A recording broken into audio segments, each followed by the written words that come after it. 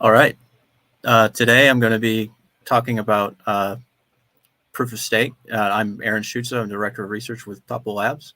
And I have another talk in this, another installment in the series of talks that I've been giving about Taktikos, the consensus mechanism that Topl is incorporating into its platform. And I want to focus today on the problem of proof of stake in costless simulation and what that means for an adversary launching what's called grinding attacks. So the underlying kind of root problem that we're trying to mitigate is this costless simulation, which is the notion of that a adversary can test lots of different blockchain histories, and they can do this in a variety of different contexts. And we want to design our proof of stake system to mitigate this, any advantage that might be gained by an adversary deploying this strategy, these so-called grinding strategies. Now, Taktikos as a consensus mechanism introduces a vulnerability that we have to account for, and we'll be kind of looking at that and looking at a visualization of how we calculate it, and to a prediction that shows a bounded grounding advantage. That is a bounded advantage that an adversary launching this class of attack can get out of the protocol. And we can show that through appropriate design of the consensus protocol, we can mitigate this advantage almost entirely. So the underlying vulnerability that we're trying to understand here is the interplay between the adversary that's trying to bias the blockchain ledger in their favor and the honest participants that are choosing one chain and then adopting it and then extending it. They're focused on the one publicly known chain at any given time, whereas an adversary can make many chains. And honest participants just autonomously follow the protocol rules. They're somewhat blind to the external world, and they just can only rely on the local information that they have. But they focus on this longest chain just as because of they're using this chain selection rule to filter chains that are shorter that correspond to the latest ledger state. And they can also have a tie-breaking rule where they can compare two chains of the same height and break the tie between the two. So that's the model for the honest participants. But an adversary, and as we've seen in the previous class of attacks that we've kind of explored in this series of talks, we saw that adversary can bias their own nodes they can program their own nodes to act in any desired way. They can respond to activity on the network and respond to honest blocks in a way that might favor their control over the protocol. They can also delay messages with some upper bound on the delay, and we call this bounded delay model or the semi-synchronous security model. So adversaries have all these freedoms, but another freedom that they have that we haven't addressed yet is that they can simulate lots of different chains with little to no computational cost. And to do this, they simply construct whatever cryptographic constructions that are at play in the protocol itself. They can locally construct chains with no computational effort, with little to no computational effort, because there's no resource constraint with respect to block production. So they can test many different blockchain forks in an attempt to get extra blocks, to get extra eligibilities over time.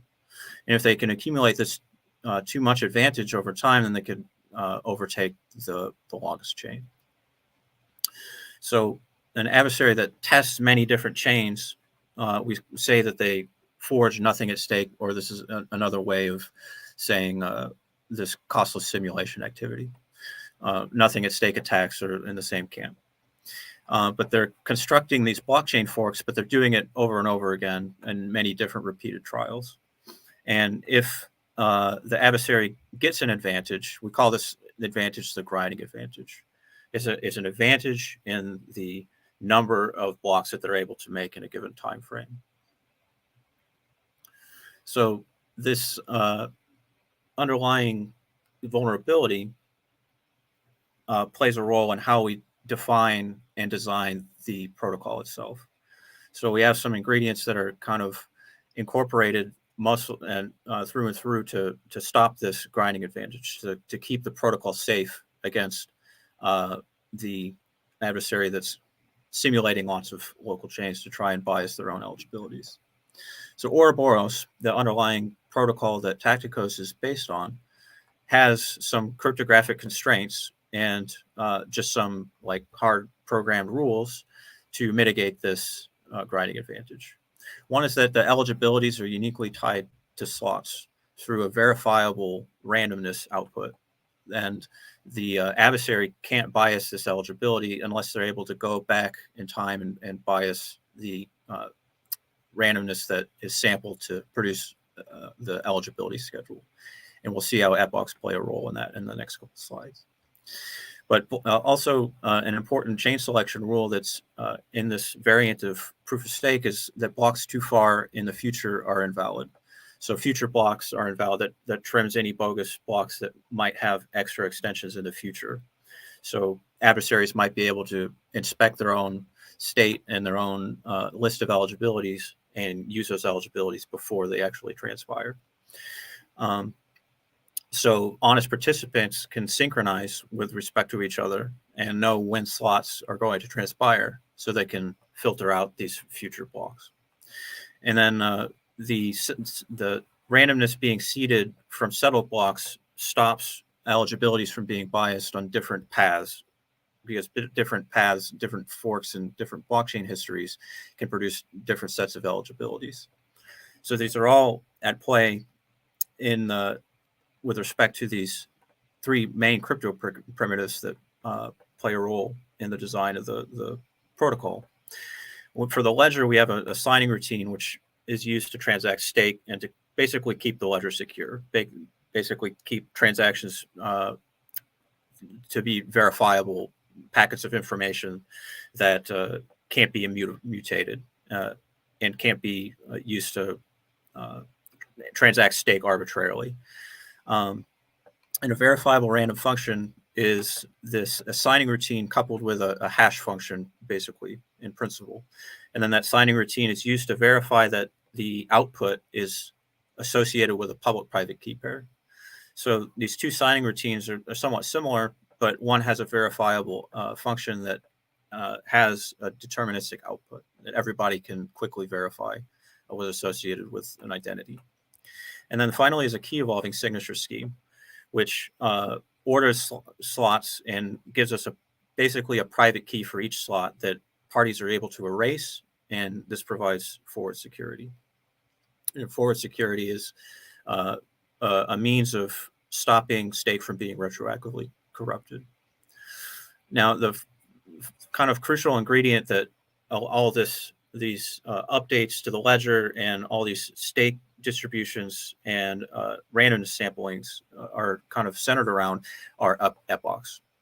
So epochs are these segments of blockchain ordered in time, and they have a set length. That epochs can be thousands of slots to hundreds of thousands of slots long, but here we're just simple for this purposes of this picture. We just have a simple epoch length of 4 blocks each. So epochs go one after the other, and each one compartmentalizes the updates to the eligibility schedule and the stake. So this allows parties to dynamically participate. This is the underlying mechanism that allows parties to bootstrap and to actually transact freely, stake freely. Otherwise, without these shifting updates, we would have a situation where adversaries would be able to grind on different paths and test lots of different leader schedules in a given time frame. And we want to reduce the number of leader schedules that an adversary is able to test. So we incorporate the epoch stake shifts and the epoch randomness updates. So the verifiable random functions are incorporated with a slot by slot kind of incrementing of the protocol. And each slot has its own corresponding nonce output, its own corresponding VRF nonce output. When a participant inspects their leader schedule eligibility locally, they're able to see which nonces that they have, and only up to the current epoch, because the next epoch hasn't been generated yet. But these epochs are generated one after the other so that parties can't see too far in the future, so that they can't predict too far when they're going to be eligible. So only in the current epoch can you predict when you're going to be eligible. So it's like these nonces are being generated epoch by epoch, along with the stake shifts. So each slot has a nonce between 0 and 1. And in this talk, we're representing the nonces with y's. And y is just a symbol for this value. But we put it on the y-axis, so it'll be clear why we're using y in the first place. So the key evolving scheme provides forward security. And forward security just means that old keys are erased. Old keys that were used to sign individual blocks in a given epoch that's transpired, they're erased, and then we move on to the next epoch, and the next epoch, and the next epoch. So this epoch has a secret key for each slot, and we erase, when we sign a block in a slot, we erase that secret key and move on to the next one. So there's a secret key associated with each slot, or there can be, but in principle, this is how we like the protocol to be designed. This secret key in each slot is erased to provide forward security, while the public identity remains constant. And that's what this key evolving signature scheme enables. So epochs enable these stake shifts, and the actual kind of stake shift is there to domain separate the ledger state from the actual staking procedure itself. And that's important because if you allow the stake distribution to change with the current present state of the blockchain, you'll allow grinding of transaction information, and you can allow accumulation of transaction information from the public network to test lots of different stake configurations to try and gain an advantage with a given set of leader eligibilities. So the leader eligibilities are generated from one part of the chain, while the stake shift is generated from a previous part of the chain. And importantly, this epoch sampling, they're domain separated because we're not sampling the same range of information, the same range of blocks. This prevents grinding in principle, where if you're trying to grind on leader eligibilities, you have to grind eligibilities in epoch 3 for epoch 4. And if you want to grind stake distribution, you have to grind blocks in epoch 2. It's 2 epochs removed. Now, the reason it's 2 epochs back is because you can't have the randomness sampling to be on the same domain of blocks as the stake shift sampling. So we have this kind of leapfrog pattern that goes all the way back to the genesis block. And when you're in the first epoch, you just take the stake distribution from the genesis block, and then the randomness is determined from the genesis block. So when we say randomness is sampled from the common prefix of the blockchain, that's what we're referring to. We're referring to sampling stake distribution and verifiable inputs from the settled portion of the blockchain, which corresponds to past epochs. Now, the Taktikos staking procedure alters the underlying staking procedure of Ouroboros in a subtle way. And what this does is introduce what we're calling conditional eligibilities. And we'll see why that's the case. And we can kind of understand how an adversary can use this new kind of degree of freedom that's introduced in Taktikos to branch and test lots of different blockchain forks to try and get an advantage. And to take a quick second to recap and look at the difficulty curve for, the staking procedure for Taktikos, we incorporate a difficulty curve, which defines the difficulty of interblock spacing in the Taktikos, staking threshold function. So the staking threshold function is what defines eligibilities. And these conditional eligibilities are introduced when we make the eligibility depend on the parent slot. So we have the slot interval, which is the length of slots between 2 blocks. And the slot interval feeds into this eligibility in the terms of the staking threshold function. So this parent slot dependence makes eligibilities conditional on the parent block that is being extended. That's a subtle difference between Ouroboros-Prowse, where that wasn't the case. It didn't matter. Eligibility was independent of the parent block that you're extending. So in this context, we visualize the kind of parent slot relationship on a diagram. And to understand and visualize this, we represent the blocks kind of as having a slot interval on the horizontal axis and having extensions be on this vertical axis. And this is the slot of the block, and then its parent slot increasing in time. So as time increases, we're going up along this diagonal axis, and extensions will be vertical jumps, whereas testing will be these horizontal proceedings of these branches. So branches are representing closed forks that correspond to a possible block history. Each one corresponds to a possible execution graph of one of these forks, and the number of blocks is given by the generation of these branches. So these branching diagrams that we'll see in the next couple of slides correspond to this kind of view. And whenever an extension is made, an eligibility produces a child branch. So this is a view of the branching diagram for Prowse, where the eligibilities are independent of the branch being extended. And to kind of show what each piece of information corresponds to, this is the slot interval. And you can see there's a really long slot interval here. That's a space in between blocks where there was no eligibilities encountered.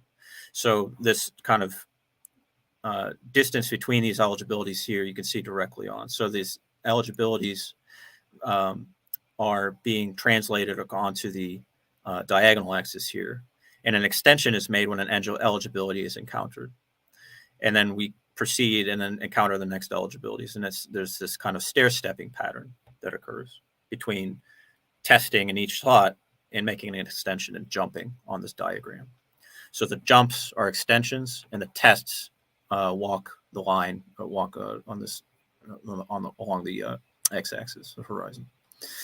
So notice that there's 6 total eligibilities shown here, and we're just highlighting the ones, the nonce values, the y values that were lower than the threshold for the adversary. And these correspond to the eligibilities here on this diagonal axis. So when we say eligibility, it's a nonce that satisfies the threshold. So you can see all the red ones correspond to being lower than a given threshold that's not shown. So that the previous diagram showed the picture for keeping one generation of branches around. This is when we keep 2 generations of branches around.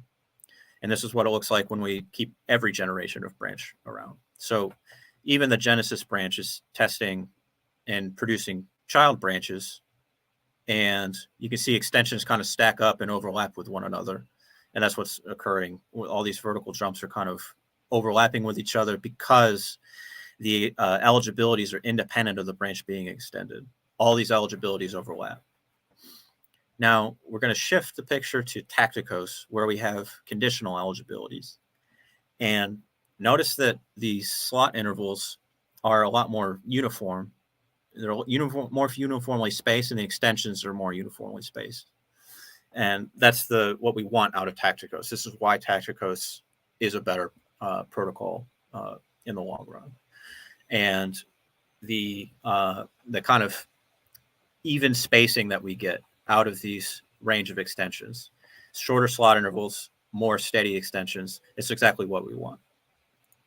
So notice that the eligibilities are still being highlighted, but we're on a spectrum of colors. And that's to indicate that not every eligibility is exactly known when it's going to be useful. So eligibilities that barely satisfy the threshold or satisfy one part of the threshold and given one slot interval may or may not be used to make an extension. But the ones that are really low probably will be. Basically, and this all depends on the difficulty curve that's used. But here we've kind of bin these different thresholds that are based on the slot interval into different colors. And that gives us a spectrum of different types of eligibilities, that may or may not be used in a given slot, depending on the branch configuration. So the configuration of branches. So this is what happens when we keep multiple generations of branches around for Taktikos. So you can see that the tests and the extensions are a lot more clustered together. There's a lot more complexity. So this is kind of the underlying reason why it's difficult to formulate an analytic representation of this many degrees of freedom for an adversary. It's difficult to make sense of the kind of number of extensions that you can make in all the different paths, because we're kind of testing all these different paths on this diagram exhaustively with an algorithmic approach. So, and to further kind of show the pattern, we have lots of different branches, and we have lots of different paths that are being tested and kind of uncovered by this branching algorithm. And the underlying branching algorithm we're actually studying. We're not just making pretty plots out of this. We're studying its distributions and dynamics. But we have a filtration rule that filters branches so that we can run these simulations for a long time. And you can see some of these paths are terminating. Some of the horizontal trails are terminating. That's branches being filtered out. And what that ends up looking like in an animation as these branching diagrams grow is that extensions are being made and branches are being tested in each slot. And this ever-growing kind of branch data structure, a list of branches, is being filtered and extended and enhanced. So it randomly fluctuates. So we have a race between all the branches, and then the branches with the lagging block number, that is the least block number, are eventually filtered. Whereas the leading branches, the branches that are most likely to be extended and most beneficial for the adversary, are preferentially kept around. So these diagrams grow, and the simulations can run for an extended period, and we can calculate the statistics and what rates of chain growth an adversary can get with a given strategy. So that brings us to the kind of the punchline, which is showing these grinding advantage plots. And we want to understand the difference between the block frequency and the grinding frequency, which we're kind of uncovering with this algorithmic approach. The algorithm at play that's being incorporated. Yes. I've joined the stream. There was or is a question on the stream. Before you keep going, they want to know, what is a threshold? Okay, so we have a question from the stream. What is a threshold? A threshold is a function that's used to define eligibility, and the eligibility is like I went over in a previous slide, defined by the comparison between a nonce and the staking threshold function. And the staking threshold function is what you actually use. It's a mathematical function that you use to translate your stake, that is how much digital assets you control in the ledger, into an eligibility. And it's a quantitative way of, one, ensuring that stake is fair and that you get a fair eligibility based on the amount of stake that you have, and two, that you get no advantage from splitting your assets into multiple accounts. So it's there for two reasons. It's to mitigate this grinding for even more. It's there to stop grinding, but it's also to mitigate any advantage from allocating stake into multiple accounts. It doesn't. Your eligibility is independent of how you actually transact stake. Are there any further questions from the stream? We good? Okay. Thank you.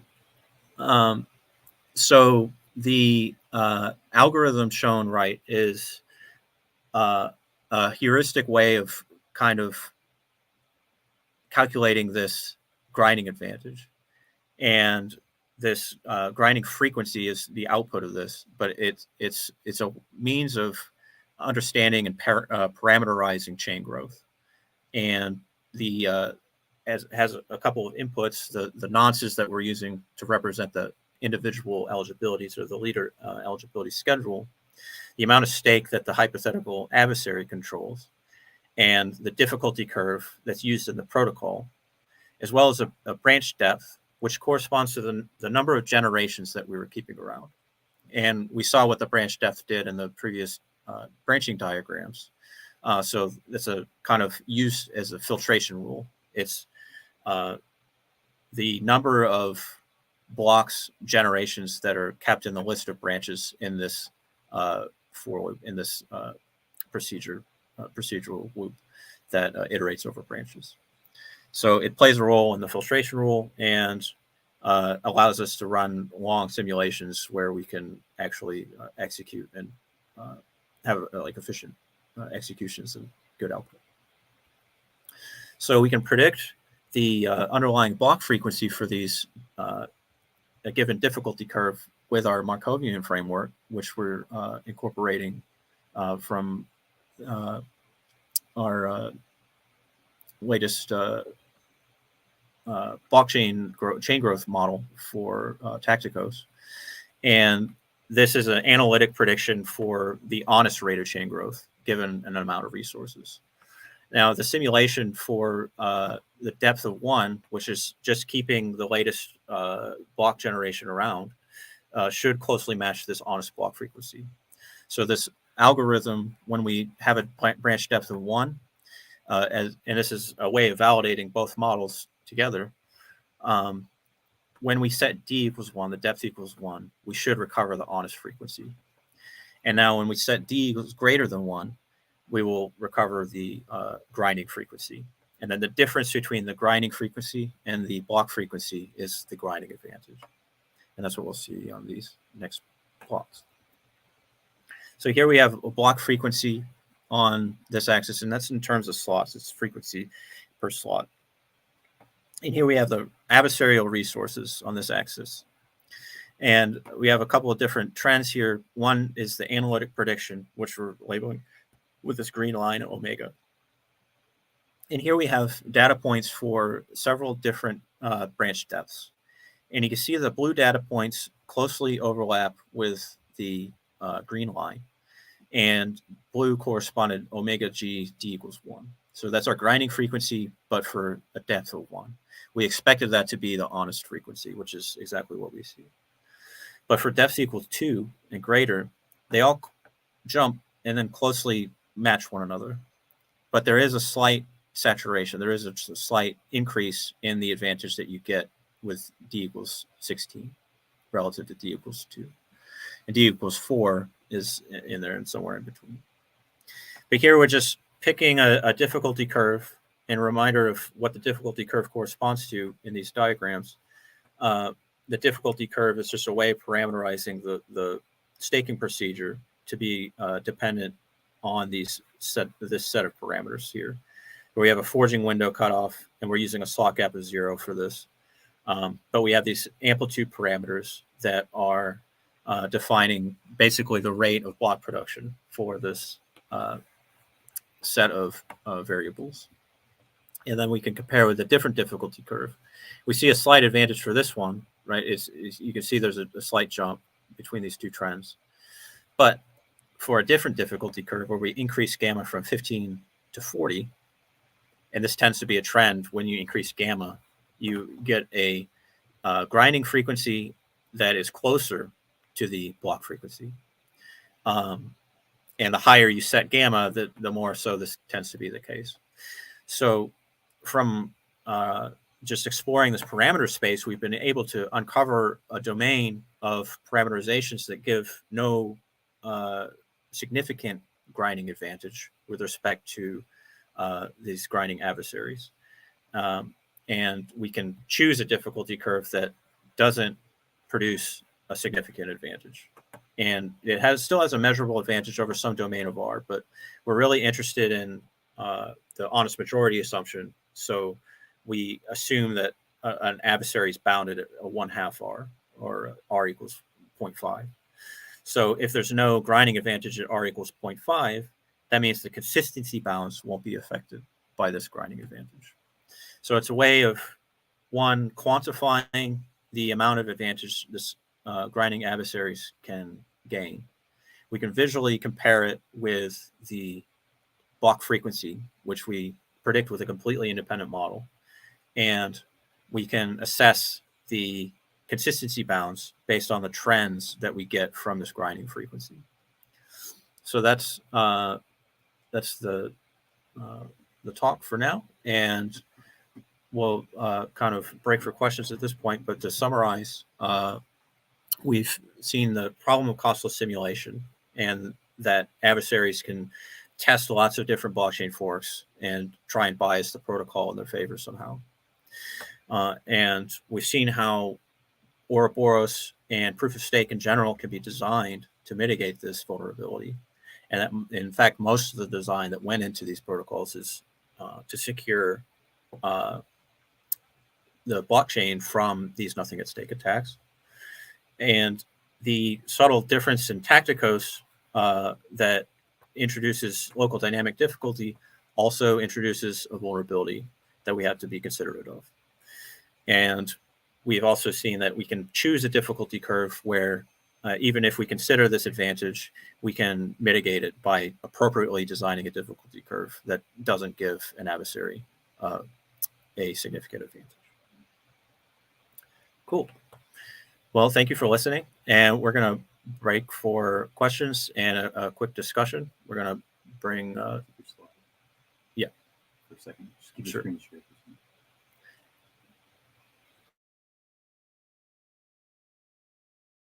Sean, James, and Hans. So I just have a quick question while we have the slide up.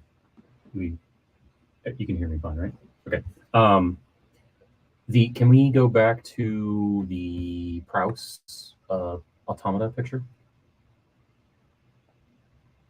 Okay. So I realize maybe what I really like that we have that toy model picture for describing the left side, but I think we should do a toy model picture for describing the right side too.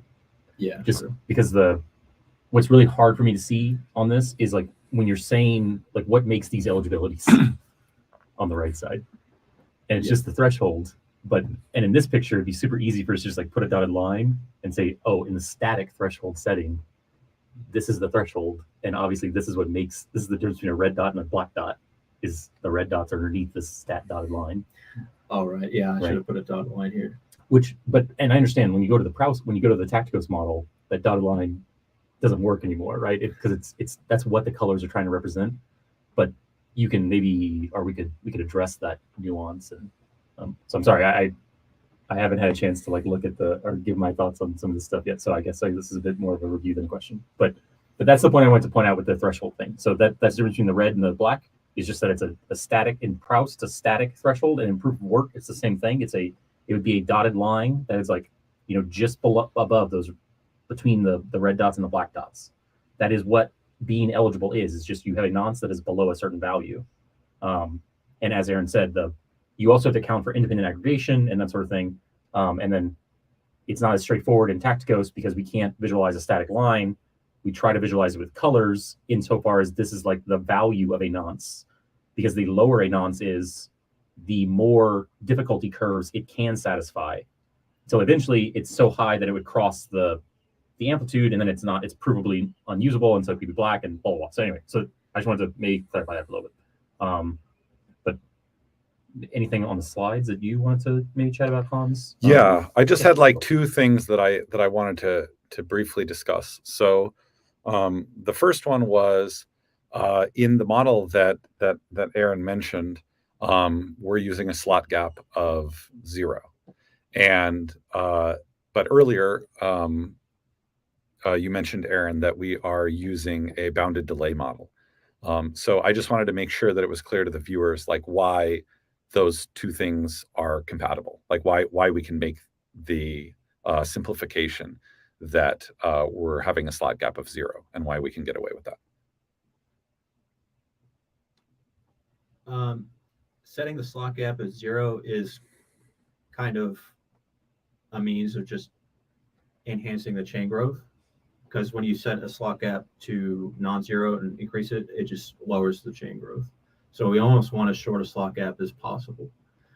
but we don't want to set it. We don't want to leave performance on the table if we set the slot gap arbitrarily to the network delay. So you can somewhat mitigate the effects of, or the power that an adversary gets from network delay by setting a slot gap to equal to the network delay. If the network delay is on average 2 slots, then set the slot gap to 2, and then that slows down the adversary's chain growth at the same rate as. Right, but it has the problem of now you've defined a maximum density, or you're limiting your density in some way, right? Yeah, because it means you can't. We want as many eligibilities as close together as possible, but we want them in this like in a certain time range, like from top 2, right? We really need our eligibilities in this like well-defined time range, and Taktikos is beautiful for doing that. Right, and we see that even in some of the worst cases, obviously if we create, this is a beautiful slide to do this on. Obviously, if you choose a poorly designed curve, there is an advantage in grinding. Luckily, it saturates, which is amazing, right? That it does do that. That's not obvious that it would. And then the other is that, even given that it saturates, we can go even further and we can design curves that have completely different properties and give no advantage. So we get kind of the best of both worlds. We introduce this ability for the honest players to put their eligibilities in the correct time slot that like keeps the network in synchronization, while also eliminating the ability of the adversary to successfully exploit grinding. So sorry, my bad. I just love it. It's so much. Such a beautifully simple idea that has such far-reaching. So basically, just to recap, the reason why we can get away with using a slot gap of 0 in the model is because the slot gap should be set to whatever the bound of the network delay is. And in the simulation, there is no network delay. So we can get away with setting it to 0. And when we deploy the difficulty curve in the real world, then as long as we set the slot gap to the network delay, which we can easily measure, it doesn't really affect the characteristic of the rest of the curve. So that just is a bit of a simplification for the model. I don't think we set to the network delay.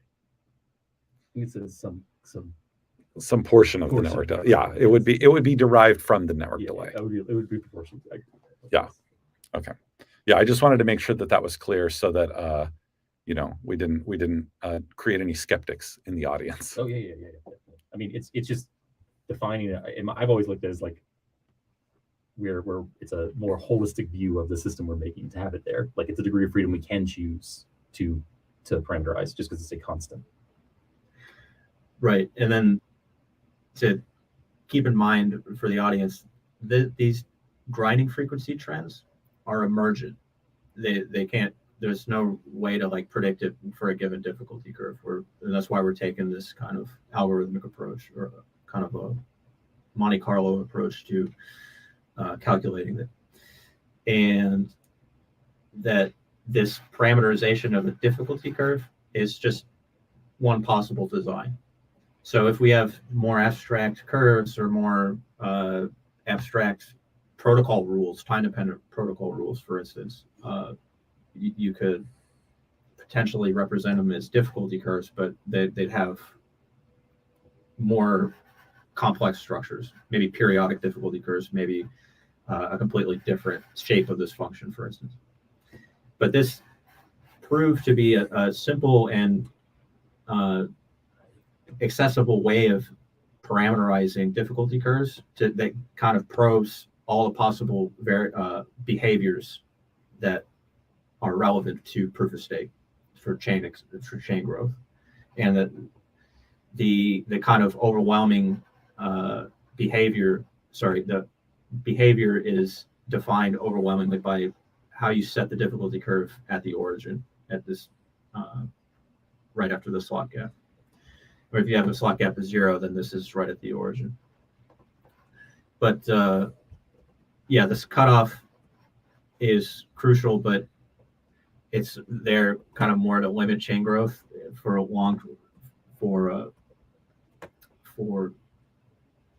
blocks that are too far in the past.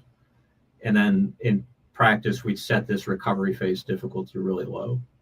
And what this ends up doing is that this recovery phase difficulty doesn't affect the chain growth very much. So if I set f sub b to half of its value for these plots would be unaffected. But if I set the slot gap to a different value, then the grinding frequency would be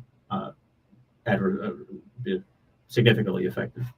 So grinding frequency tends to be overwhelmingly influenced by these forging window parameters.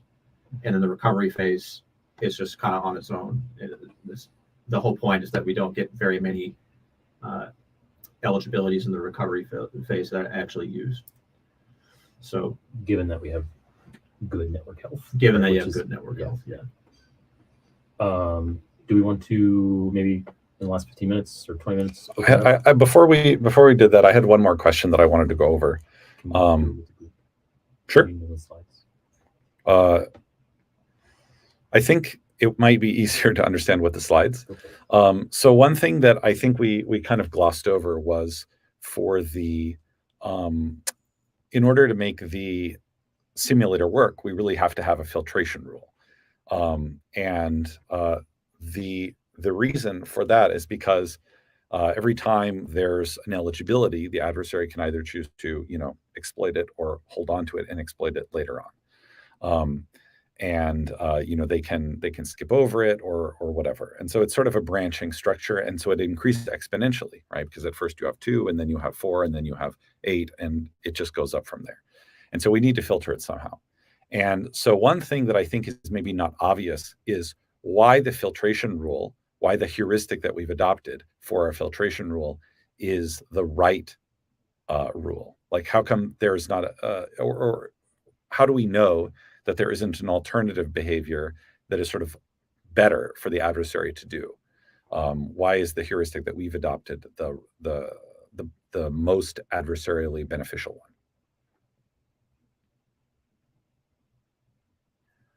That's a great question. I think the most beneficial blocks are the longest chains, right? So you want to keep the longest chains around, and the chains that are, if you're looking at it probabilistically and just rates of chain growth, the chains that are least beneficial have the least block number, and that's the justification. That's as simple as it gets, I think. Mm-hmm.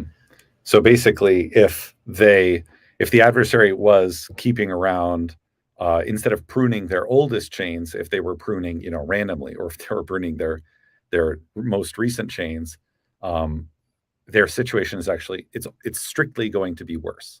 It's always better for them to prune their oldest chains, because just probabilistically speaking, the older chains, in order for them to, turn into anything useful, they're going to have to be extremely lucky, much luckier than if they were able to use one of their more recent chains. So that's why our filtration rule is sort of optimal, because it gives the adversary the best opportunity to extend the chains that they're maintaining. Cool. All right, awesome. Well, thank you, Aaron. Do you want to, maybe we'll get, so we wanted to spend a little bit of time maybe taking questions or chatting amongst ourselves. So I was going to invite Nick and Sean and Brad, if you're interested, if you guys want to hop in, and we can maybe ask your questions or anything that you think might be relevant. Can you pull the screen up? I mean, I have something to, I guess, kick us off with. I'm very curious. So I wrote some notes while you're going. This idea that you put forward about how epoch, like state distributions, is actually improved security by increasing the number of possible states that are accessible. That's kind of the way I took it, right? Because you're saying that the adversary can grind, they can efficiently grind on some subspace. We're going to acknowledge that, right? So if I increase the space that they can that the entire protocol explores, it means the adversary's ability to actually come to a valid chain is harder. Whereas if we kept it static, they would have a more well-defined space to grind on. Does that make sense? I think so. Yeah, it's kind of a balancing act as well. Right. The number of updates that you have gives the adversary more opportunities. Yeah. But it's also the only way any participants in the network have to communicate. But you can also grind by either including or excluding eligibilities. Again, in the case of like the epoch, the leader election schedule being updated. So that there's like a limited grinding power each time an epoch updates. Yeah. And the kind of, it's the same kind of activity where you're just branching, including and excluding, but you're tracking different information. You're, in that case, you would be tracking a future epoch nonce and then testing lots of different VRF public-private key pairs to see which sets of keys give the most eligibilities, given a past epoch configuration. So yeah, it's nuanced. Kind of, there's a lot of possibilities that an adversary can take advantage of.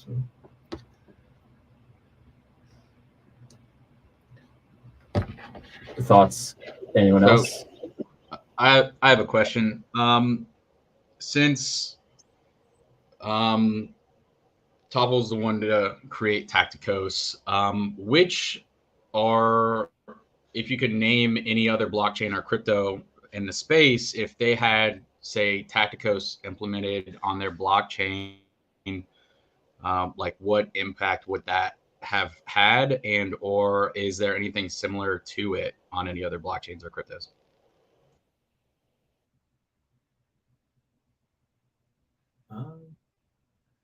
What impact would it have if they had incorporated Taktikos into their consensus mechanism? Yeah. Well, it would affect their chain growth. It would affect their security properties, and it would potentially, I would hope, boost the security properties. Part of the story we're telling here is just showing the security of this variant of proof of stake in the first place. So, and I think we understand the security properties of Taktikos better than anybody at this point, as far as we're aware. So we're moving forward with it as our consensus platform, right?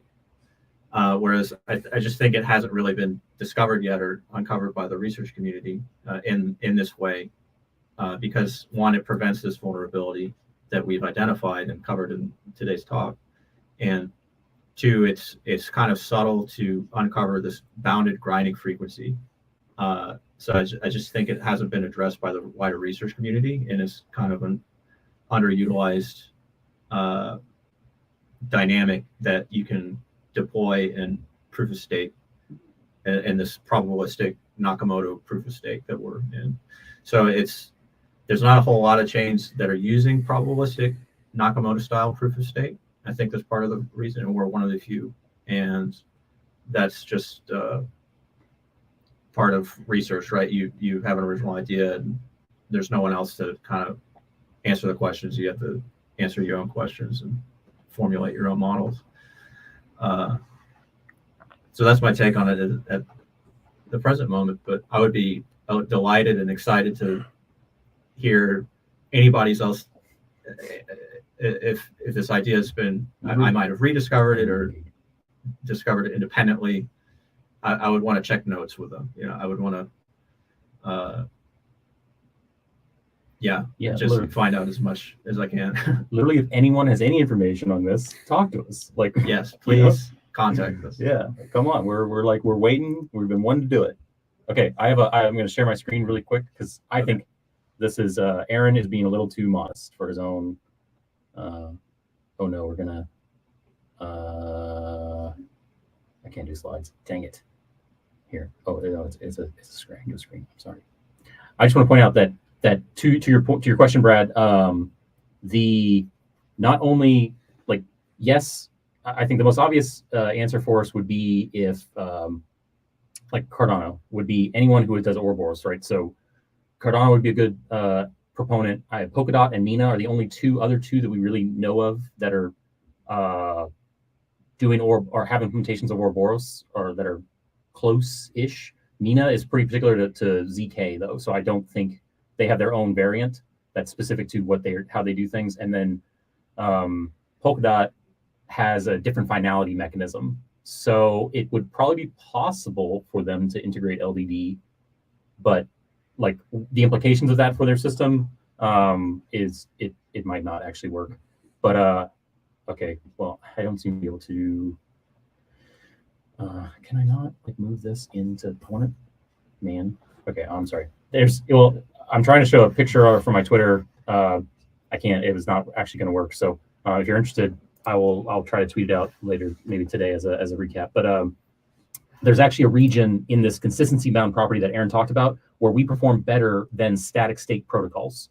So I'm going to wrap up by saying, like, not only have we decided not only is Taktikos a more performant and like predictable and better bandwidth efficient protocol for distributing leadership eligibilities in a decentralized system, it also is the first of its kind, as far as we know, type of probabilistic consensus protocol that, until someone tells me a better name, I say it's a dynamic Nakamoto consensus protocol versus static or traditional Nakamoto consensus protocols where the threshold is fixed.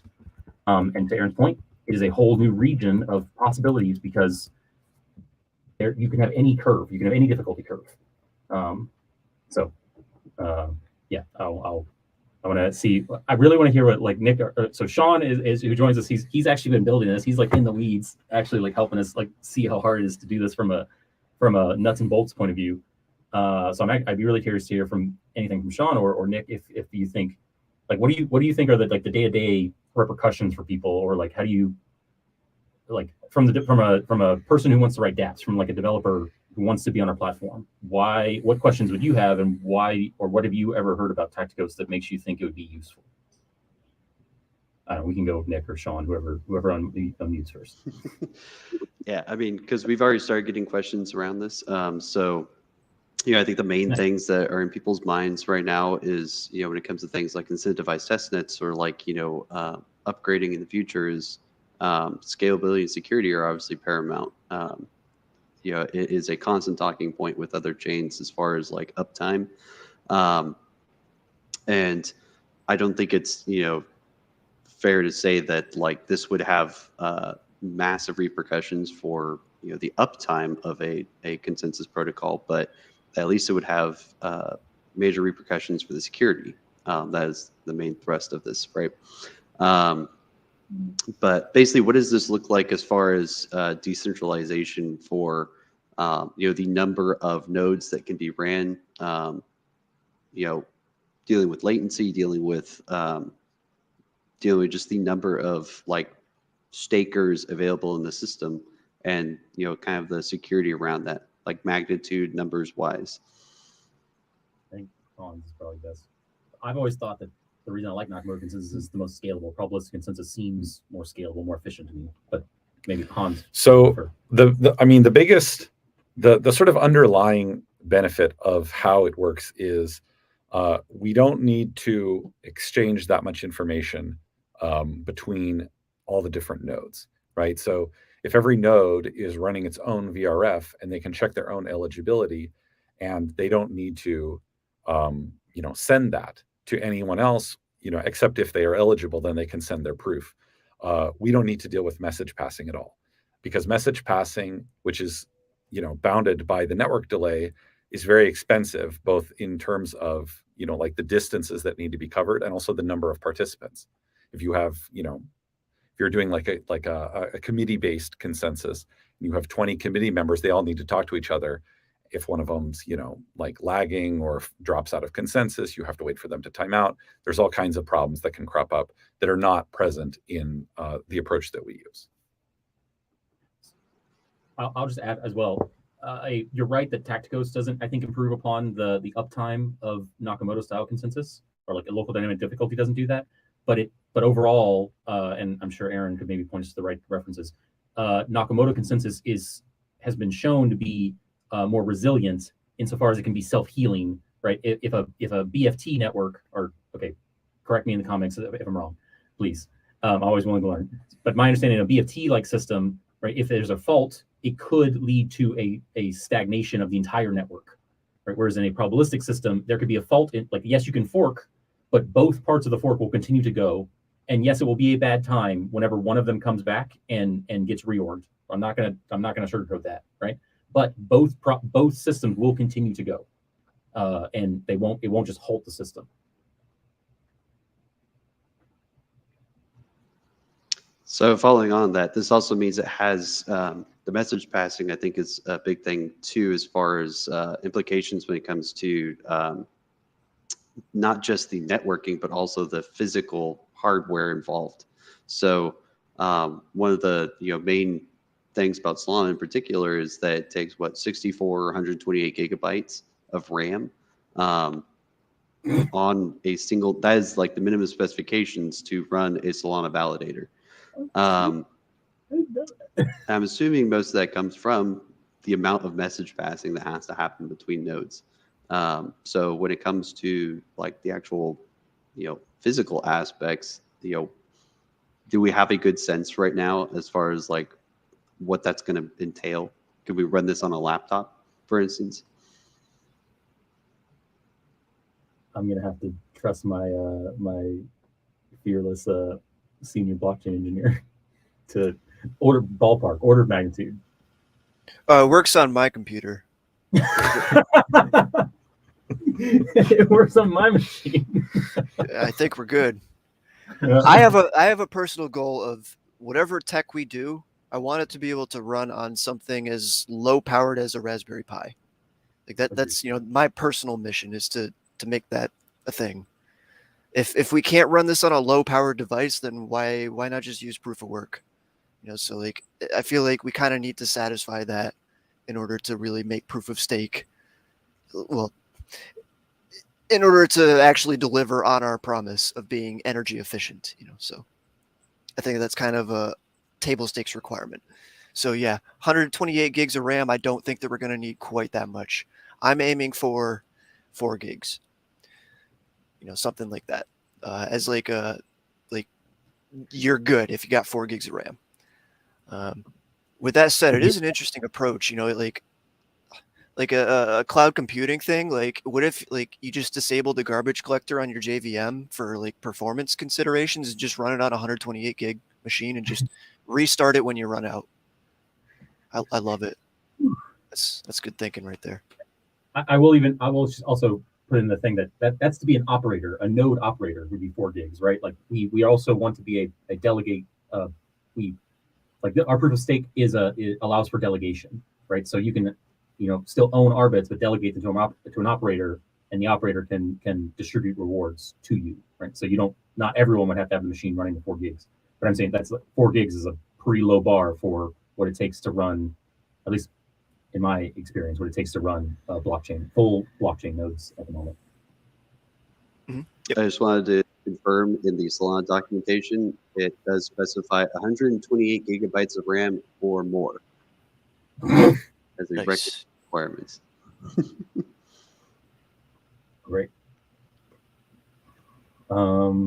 Did we have maybe? I know we've kind of been going for not right on an hour. But if I don't want to keep people too much longer, but if there are any comments or questions from viewers, we'd be happy to really on Taktikos or anything about Topl, or if someone else here had something that they want to chat about.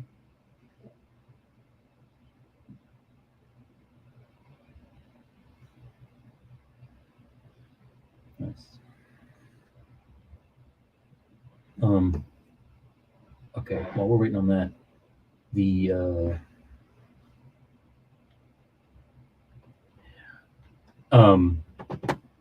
I think so. I had this. I'm just gonna riff for 5 minutes unless we get any other questions. So we're sure. Can we talk about embedded chains a little bit, because I had a cool idea last night. Yeah, sure. Okay. I think maybe the goal of the embedded chain idea. So for everyone else, this embedded chains is an idea we've been kicking around of basically epochs and blocks can be thought of as kind of 2 chains, right? We have a chain of epochs and a chain of blocks.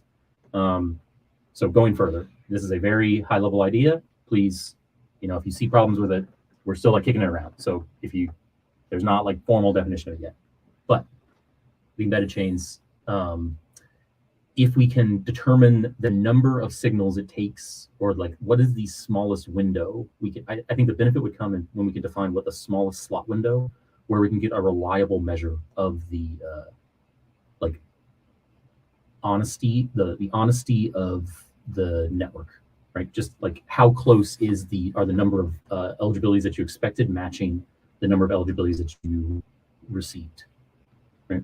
And it's kind of a recasting of the idea of Genesis in like they define a slot window. They say if the adversary, assuming an adversary doesn't get more than, okay, this is the way I interpret the arguments. Tell me what's wrong. Assuming an adversary has less than 50% of the stake, we define a window, and that window needs to be long enough such that less than 50% of the stake, they wouldn't be able to like grind. It would be hard for them to grind enough eligibilities to satisfy the density rule, right? Yeah. Okay. So that's basically what I'm doing, but I'm saying instead of saying that they have one eligibility that they have to grind on over a long time, I'm trying to say they have multiple eligibilities that they grind on, and hope. And I don't know, in my mind somehow it like I want to argue that can shrink the time. Okay, we're gonna get kicked out. It can shrink the time, and that we can then say that gives us a really short measure for like the density. And ideally, yes, I want to use it at the tip of the chain. But if we can, in the succinctness idea, right, this could give a way for Sean to really quickly exchange a number of headers. So say we can make it 100 slots. Well, then I have to exchange 100 headers with you for you to like be able to prove to me in a sufficient fashion that you actually have a chain that has more density than I do, right? So for density chain selection, so you can reduce the amount of bandwidth consumed to communicate enough leadership eligibilities from the fork point. Mm-hmm. Yeah. Okay. So I know I just had that thought last night. I meant to tell you guys about it. Interesting. Yeah. This is the sort of stuff we're talking about. So if I know that was crazy. I know. But like I said, I was waiting on someone else on another question. So if you have ridiculous ideas like this and you want to come talk to us about consensus, or want to learn more about consensus, we obviously have a little bit of experience thinking about these things, but always happy to ask questions, educate, refine our own ideas. But yeah, I don't know, any other closing remarks from anyone else? Nothing for me. I think we covered all the topics that I wanted to go over. Thank you guys for joining me for this. I really appreciate it. Yeah, man. No, very good job. I appreciate it. This automata model is honestly, I think it's a sorely needed tool in the space. So thank you everyone for the stream, for joining us on the stream. I am not practiced at the outro, so I apologize. But Sean, do you want to maybe run through it, or Brad? That's okay. I mean, I'm a little disappointed. Like 83% of y'all are not subscribed. Did you know that? Did you know that? My goodness. But you can go here, any of these places, look us up. You can subscribe, lower that 83%. We want to get as many of you subscribed as possible. Anyway, that's all for today. We appreciate you tuning in. If you have any questions or comments, feel free to leave a comment in the chat or visit us on Discord. Really love to see y'all there. Be sure to follow us on Twitter, YouTube, LinkedIn, Twitch, and GitHub. Yeah, you can follow us on GitHub. We got code there. I type things. It's fun. You can check out our website for more information at topl.co, and we're, of course, also hiring. For now, you can see us on angel.co. And yeah, we'd really love to see you. Thanks so much, everyone. Have a good morning, day, or night, wherever you are. We appreciate you. That's all for today.